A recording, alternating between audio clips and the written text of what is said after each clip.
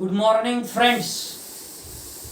आज आपण partial differential इक्वेशनच्या लेक्चर नंबर 30 वर आहोत आणि लास्ट लेक्चरमध्ये आपण how to find out the complementary function if the auxiliary equation has equal roots as well as different roots हे आपण बघितलं.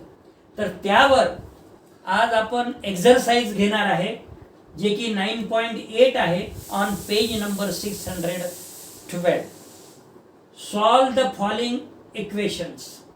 पहिल्या नंबरचं delta 2z upon delta x square plus 4 delta 2z upon delta x delta y minus 5 delta 2z upon delta y square which is equal to 0. तर आपण सुरुवात करत असताना दिलेल्या इक्वेशन सोल्युशन मध्ये जर आपल्याला सांगायचं झालं तर द गिवन इक्वेशन इज, जे इक्वेशन आहे ते लिहून टाकायचं. त्याला this equation can be written in symbolic form d चा वर्ग plus 4d d dash minus 5d dash ब्रॅकेटमध्ये त्याचा वर्ग पुन्हा ब्रॅकेट क्लोज ब्रॅकेटच्या बाहेर z which is equal to 0. Its auxiliary equation is, इथं काय केलं आपण, इथं आपण d is equal to delta by delta x आणि d dash is equal to delta by delta y use केलेला आहे. आता त्याच्या पुढची step, it's auxiliary equations are m square plus 4m minus 5 which is equal to 0. या ठिकाणी आपण d is equal to m ठेवलेला आहे आणि d dash is equal to 1 ठेवलेला आहे. आता या m स्क्वेअर 4m मायनस 5 चे फॅक्टर पडतात m मायनस 1 m प्लस 5 म्हणजे m is equal to m1 is equal to 1 मिळते, m is equal to m2 is equal to minus 5 मिळते. म्हणजेच कसे रूट्स मिळाले हो, डिफरंट रूट्स मिळाले. डिफरंट रूट्ससाठी कॉम्प्लिमेंटरी फंक्शनचा फॉर्म्युला कुठला यूज करायचा, z is equal to f1 of y plus m1x plus f2 of y plus m2x.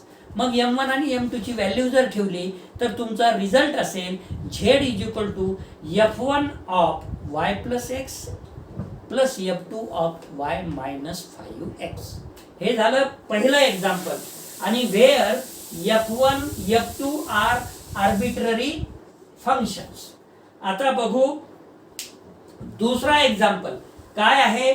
The given equation is 2 delta 2z upon delta x square plus 5 delta 2z upon delta x delta y plus 2 delta 2z upon delta y square which is equal to 0. तर या इक्वेशनला the given equation is म्हणून लिहायचं.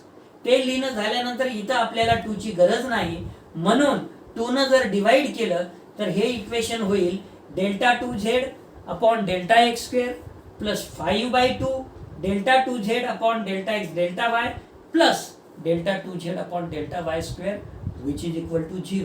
दिस equation can be written in symbolic form d square plus 5/2 dd dash plus d dash चा वर्ग bracket complete ब्रॅकेटच्या बाहेर z which is equal to 0. मग आता याचे फॅक्टर जर पाडायचे असतील तर याचे फॅक्टर्स पडतात ॲडजस्टमेंट करून. म्हणजे आपण काय करू शकतो, 5/2 ला 1/2m प्लस 2m लिहू शकतो आणि याचे फॅक्टर आपल्याला मिळतात m प्लस 1/2 m प्लस 2 म्हणजे m is equal to m1 is equal to minus 1/2 and m is equal to m2 is equal to minus 2. म्हणजे पुन्हा डिफरंट रूट्स आले आणि याचं कॉम्प्लिमेंटरी फंक्शन असेल z is equal to f y minus x/2 plus g of y minus 2x. मग याचं जर cross multiplication केलं तर which is equal to f of 2y minus x upon 2 plus g of y minus 2x आणि याला equal to f1 of 2y minus x आपण लिहू शकतो. म्हणजे f of 2y minus x upon 2 चं आपण f1 of 2y minus x लिहिलं आणि g of y minus 2x ला आपण f2 of y minus 2x लिहिलं. आणि पुन्हा where f1 and f2 are arbitrary functions. हे झालं मित्र हो दुसऱ्या नंबरचा एक्झाम्पल. आता बघू तिसऱ्या नंबरचा एक्झाम्पल काय आहे. d cube minus 6d square d dash plus 11d into d डॅशचा वर्ग मायनस 6 डी डॅशचा क्यूब ब्रॅकेट कंप्लीट ब्रॅकेटच्या बाहेर z is equal to 0. Solution मध्ये द गिवन इक्वेशन इज, जे आहे इक्वेशन ते लिहून टाकलं. Hence its auxiliary equations are m cube minus 6m square plus 10m minus 6 which is equal to 0.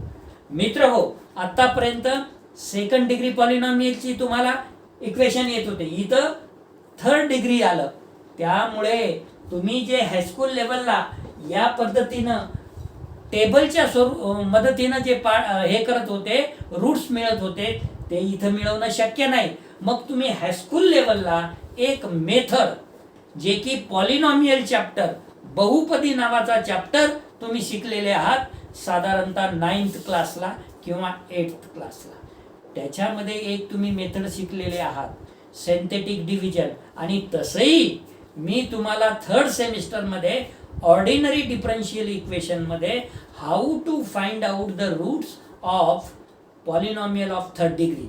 तर मग काय करावं लागेल याची पॉलिनॉमियल, तिसऱ्या डिग्री पॉलिनॉमियलची जर आपल्याला हे काढायचं असेल तर हे vertical synthetic division 1 minus 6 11 minus 6 आणि याला एक रूट मिळतो का नाही ते बघायचं. म्हणजे इथं कसं आहे, एक मिळते का नाही बघायचं, -1 मिळते का नाही बघायचं, 2 मिळते का नाही बघायचं, -2 मिळते का नाही बघायचं. याचाच अर्थ काय झालं हो, हे जे सिंथेटिक डिव्हिजन आहे हे म्हणते चुका आणि शिका. 1 जर रूट्स मिळाला तर आपण शिकलो सिंथेटिक डिव्हिजनच्या मदतीनं, आणि नाही मिळालं तर आपल्याला हे बी शिकायला मिळालं की 1 रूट्स नाही आहे म्हणून. अशा पद्धतीनं याचे तुम्हाला रूट्स मिळणार आहे. m is equal to m1 is equal to 1, m is equal to m2 is equal to 2, m is equal to m3 is equal to 3. आणि मग याचं सोल्युशन असेल, hence the required solution is z is equal to f1 of y plus x plus f2 of y plus 2x plus f3 of y plus 3x. आणि wear f1, f2, f3 are arbitrary functions. तर हा तिसऱ्या नंबरचा बी आपला झाला. आता आपण चौथ्या नंबरवर आहोत. काय आहे चौथा? Delta 2z upon delta x square minus 2 delta 2z upon delta x delta y plus delta 2z upon delta y square which is equal to 0. याचं सोल्युशन सुरुवात करत असताना द गिवन इक्वेशन इज लिहायचं. ते लिहिल्याच्या नंतर this equation can be written as symbolic form. D delta by delta X साठी use करायचं, D dash delta by delta Y साठी यूज करायचं. आणि काय येईल?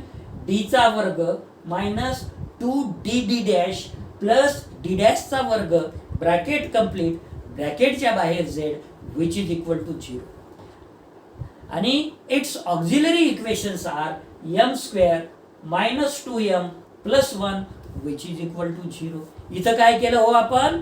इथं आपण d is equal to m use केलं आणि d dash is equal to 1 use केलं.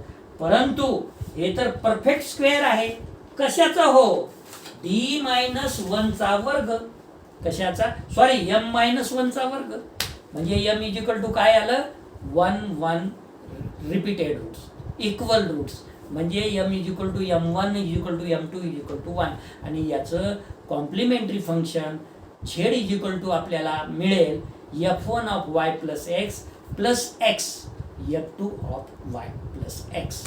तर हे झालं चौथ्याचं आन्सर. याच्यामध्ये f1 आणि f2 आर्बिट्ररी फंक्शन आहे. तर काय झालं? हे चौथ्याचं सोल्युशन कळा. आता याच्यानंतर आपण पाचव्या एक्झाम्पलवर आहोत. काय आहे पाचवा example? D cube minus 6d square d dash plus 12d d dash चा वर्ग मायनस 8 डी डॅश चा क्यूब ब्रॅकेट कंप्लीट ब्रॅकेटच्या बाहेर z which is equal to 0. मग सुरुवात करत असताना solution the given equation is हे लिहायचं. It's auxiliary equations are m cube minus 6m square plus 12m minus 8 which is equal to 0. पुन्हा इक्वेशन 3 सारखं रिपीट करणार नाही. सिंथेटिक डिव्हिजनचा वापर करायचा आणि त्याचे रूट्स मिळवायचे. तुम्हाला योगायोगानं हे कशाचं क्यूब आहे माहिती आहे का? a मायनस बी चा क्यूब आहे. त्याच्यामुळे तुम्हाला m is equal to 2,2,2 3 times repeated मिळेल आणि हेन्स याचं कॉम्प्लिमेंटरी फंक्शन असेल z is equal to f1 of y plus 2x plus x f2 of y plus 2x plus x square f3 of y plus 2x where f1, f2, f3 are arbitrary functions. तर हे झालं मित्र हो आपला example number 5. आता last example वर आहोत आपण 6 नंबरच्या. काय आहे 6 नंबरचा example? Delta raise to 4z upon delta x square minus delta 2z upon delta. No no no no no, here also 4.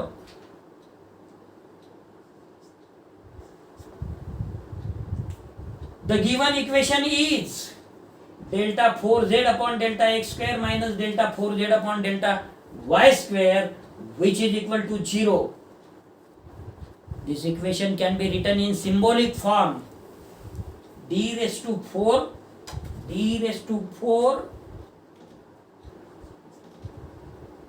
minus d dash raised to 4 ब्रॅकेटच्या बाहेर z which is equal to 0. म्हणजे काय use केलं? d is equal to delta by delta x, d dash is equal to delta by delta y. झालं.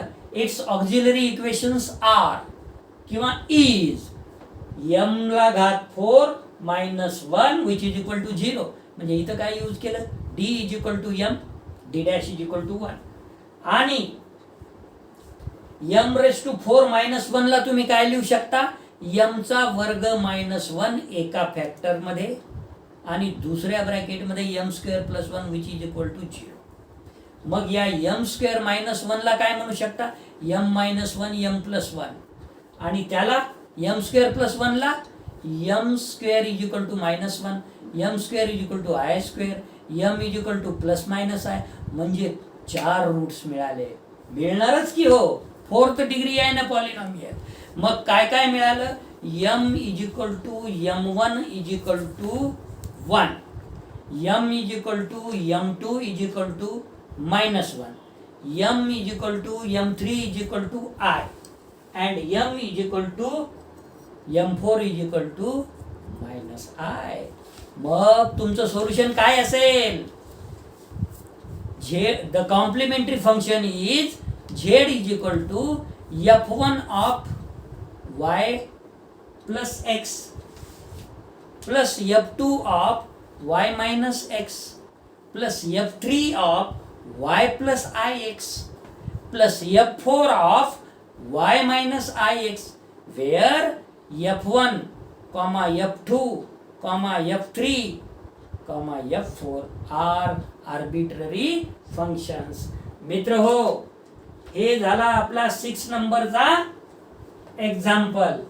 आता आपल्याला complementary function जर काढण्यासाठी एखादा एक्झाम्पल दिला आणि समजा मी सॉल्ड 2 घेतलेले आणि हे 6 एक्सप्लेन केलेले, या 8 पेक्षा जरी वेगळा एक्झाम्पल आला तरी तुम्हाला करता येणार नाही का?